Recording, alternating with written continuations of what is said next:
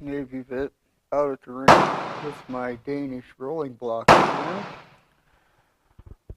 I wasn't sure what the case length was, and I bought a die set from CH42, and it's 11.6 by 51 rimmed die set.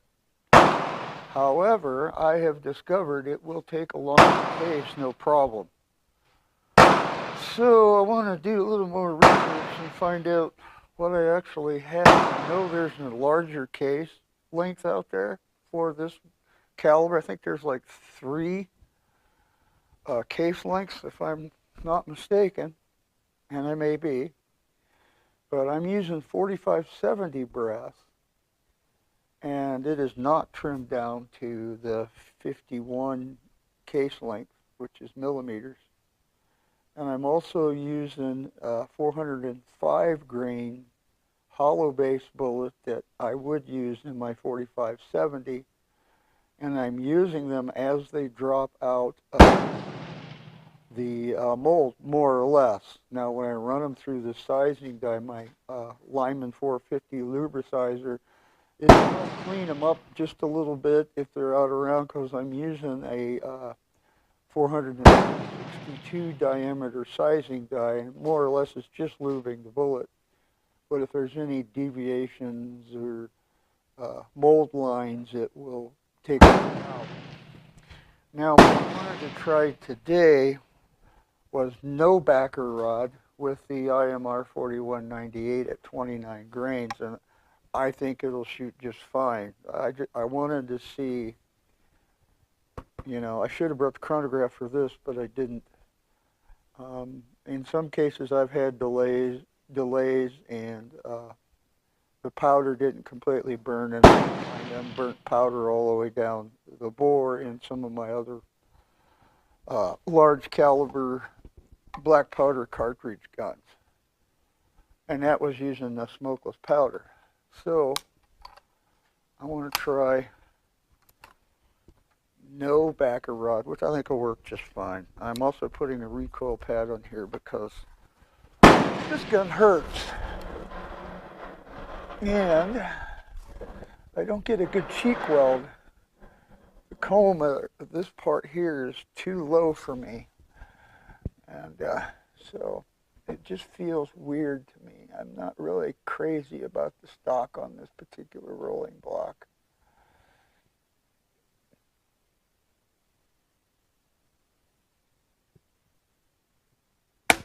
And failure to fire.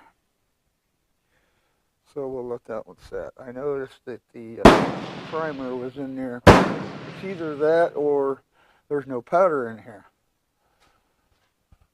So I want to let it set for a moment before we pull it out of the chamber.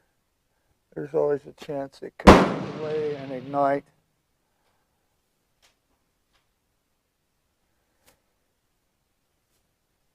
Okay, this should be long enough. Yep. So I got a squib. Evidently there wasn't any powder in there.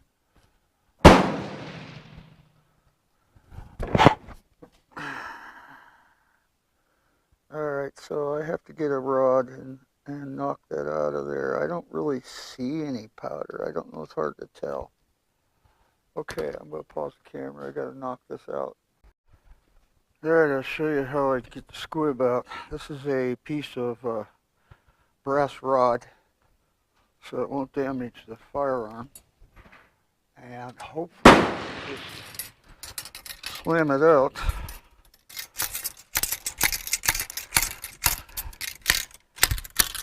I can hear it coming. There it is. Alright. Now what I want to do, oh, that's unburnt powder. Yep. There's unburnt powder all over. So, that sucks. The powder didn't ignite. That really sucks. So, that's one of the reasons I use backer rod. Because if that's not down on the primer, you'll get this. Or you get a delay. So let's try another one. Chamber looks clean. We're back. Alright. That really sucks. You know what? I want to tap that down just to see if I can get that powder down on the primer. And try again. I need to put a recoil pad or something there, a cheek riser. I hate this stock.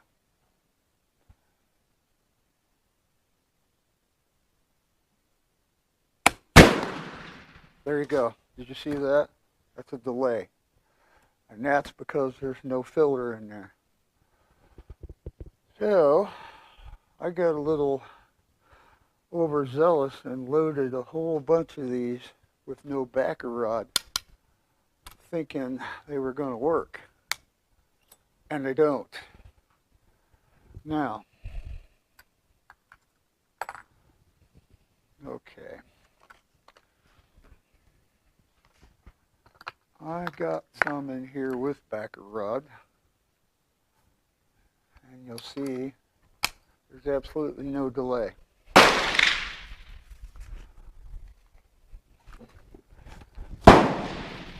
It's 41.98. I've heard people say all the time in the groups, you don't need filler.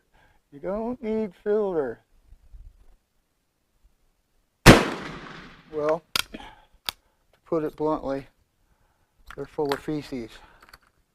You've just seen twice here what happens with no backer rod. Now I've got 5, 10, 15, 20, 25, 30, 35 of these I got. 1 minute to ceasefire. 1 minute.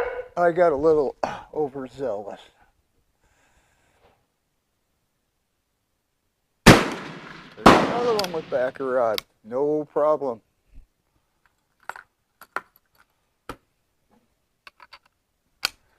Oh man, I don't want to pull all them bullets, but I'm going to have to.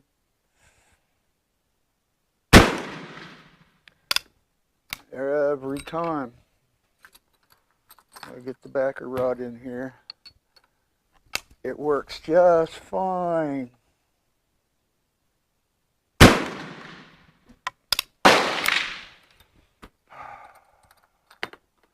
All right. We got a minute to cease fire. I'm just going to stop. And after the ceasefire, I'll do it some more. So I just want to mention, you saw me drive this bullet out of the bore. And just through the power of the primer, it drove it into the barrel a ways. And you could make the mistake of thinking that bullet fired and load another one, and you could have a catastrophic failure. This is what they call a squib when it goes partway down the barrel. And there have been cases, many cases, where firearms have been squibbed and then another round was fired behind it and it ended in a pretty horrible failure and sometimes personal injury. So anytime you hear anything that seems out of character, unusual, stop. Check your bore.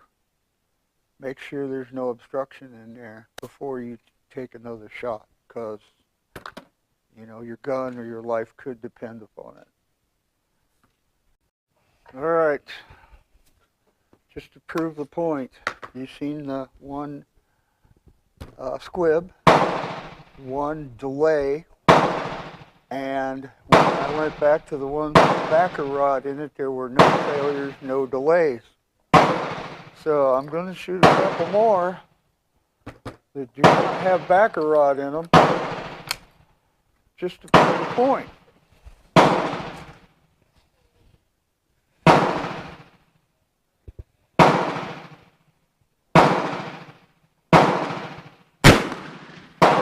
There's one. Got lucky that time. I'm tapping it just to get the powder down on the primer.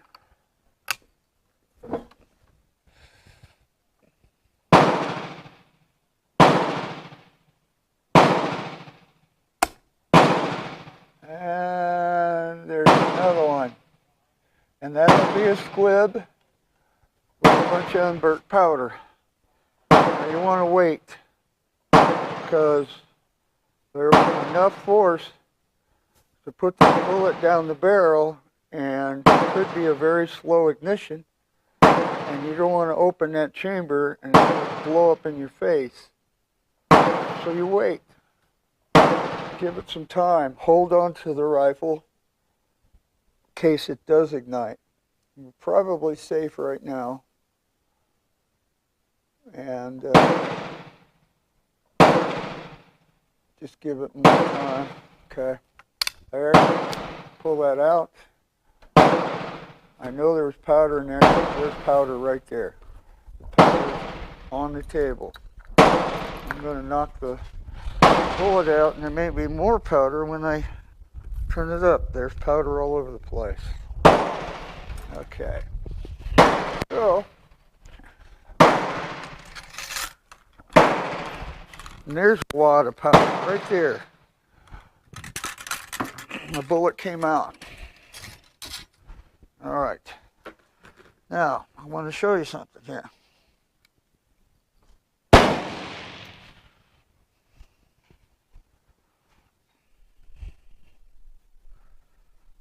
All of this, and there, all of that, that is unburnt powder. And here's the bullet. You can see it on camera, but there's rifling in there. So it did go down the barrel a little ways. Not much, but a little ways. And then all this powder, this unburnt powder, there's some right there. That's what happens when you don't have backer rod. That's what happens when you don't have filler or smokeless powder in a large case. And I've demonstrated it enough that if anybody tells you that you don't need backer rod or filler, they're full of shit. Don't listen to them. Use a filler on these large cases, or you're going to have this kind of failure. Now, because of my overconfidence and listening to people that said you don't need filler when I knew better, I've got 30-some bullets I have to pull and reload with filler in them. That's disappointing. But I do have some more that do have filler in them. And the other thing you want to do is make sure there's no obstructions or anything in there. Yeah, there's some powder down there. It's not going to hurt anything. I'm going to shoot the ones with filler because I can. Powder everywhere. All right. I'm going to get a cheek riser on this thing because this sucks.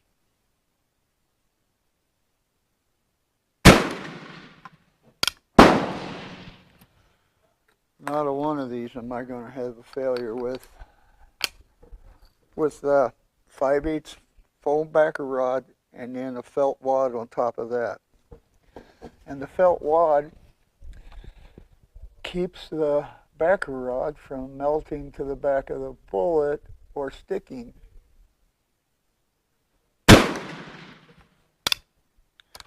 All right.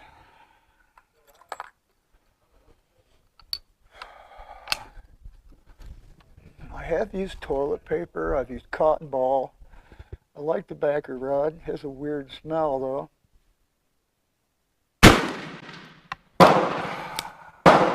I do want to get a cheek riser on this. Hold on a minute. I may have one. All right. I had this slip-on cheek riser. And I put it over my stock condom, I call it. Recoil pad. Let's see what we got in there. Oh yeah, this is way better. Way better. That worked great. I had that in my wagon the whole time. I should have got it out last week, huh?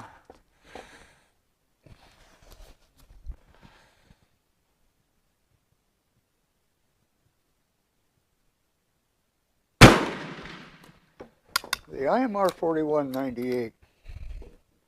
I've always had issues with it in large cases if it didn't have a filler. So, don't fucking comment, comment telling me I don't need filler when I just proved beyond the shadow of a doubt that you do.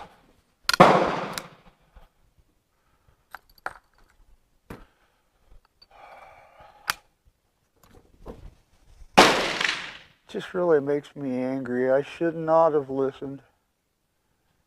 I knew better before I even did it, and I did it anyway. And it takes some time to reload these. And that's the frustrating part. Is it takes some time to reload these. And now I have to do it all over again. Just kick myself in the hind end.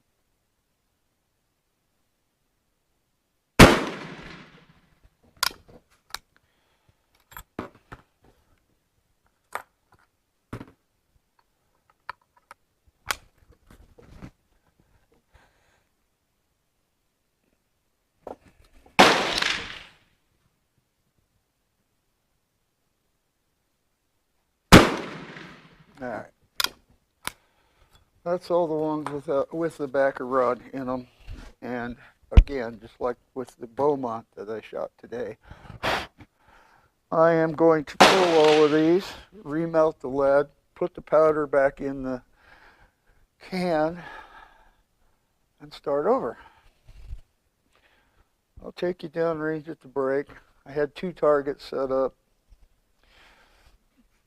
and I'm not sure that results are going to be the greatest. And I can't tell you. I know the top one will be the backer rod, and the bottom one will be a combination of both. All right, let's wait. Okay. Checking the camera again because, whatever. All right.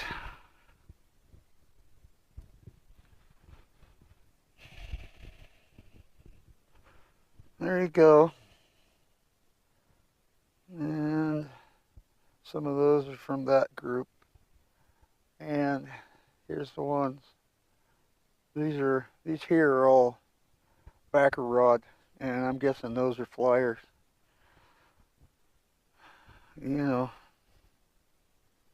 what I said is it's not too disappointing as far as accuracy, but you know, it's disappointing that I have to pull all them bullets.